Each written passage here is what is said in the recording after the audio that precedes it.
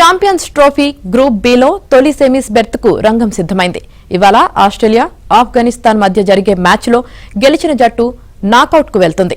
Aussies ఖాతాలో 3 పాయింట్లు ఉండగా ఇంగ్లాండ్పై సంచలన విజయంతో ఆఫ్ఘాన్ 2 పాయింట్లతో ఈ రేసులో నిలిచింది. అయితే వర్షం కారణంగా మ్యాచ్ రద్దయితే ఆసీస్ 4 పాయింట్లతో ముందుకెళ్లే అవకాశం ఉంటుంది. కానీ 3 పాయింట్లతో నిలిచే ఆఫ్ఘాన్ దాదాపు నిష్క్రమించినట్టే.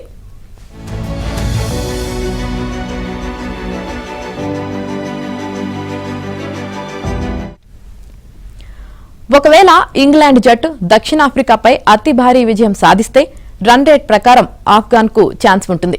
ప్రస్తుతానికైతే షాహిదీ సేన ఎనలేని ఆత్మవిశ్వాసంతో ఉంది. బుధవారం అసాధారణ ఆట తీరుతో పటిష్ట ఇంగ్లాండ్కు ఓటమి రుచి చూపించింది.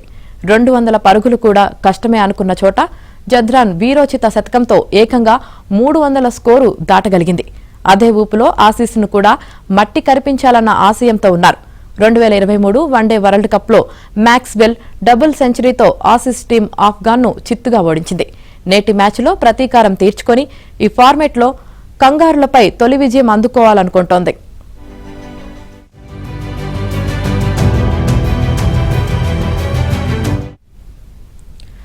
అటు ఆసీస్ జట్ టోర్నీలో ఒక్క మ్యాచే పూర్తిగా ఆడగా వర్షంతో సౌత్ ఆఫ్రికా మ్యాచ్ రద్దయింది. కమిన్స్, స్టార్క్, హజెల్వుడ్, మార్ష్ లేకపోయినా బలంగానే కనిపిస్తుంది. ఇంగ్లాండ్పై 352 పరుగుల ఛేదనను సునాయాసంగా పూర్తి చేయగలిగింది. పైగా వారం రోజుల పాటు విశ్రాంతి లభించడంతో ఆసీస్ ప్లేయర్లు తాజాగా బరిలోకి దిగబోతున్నారు.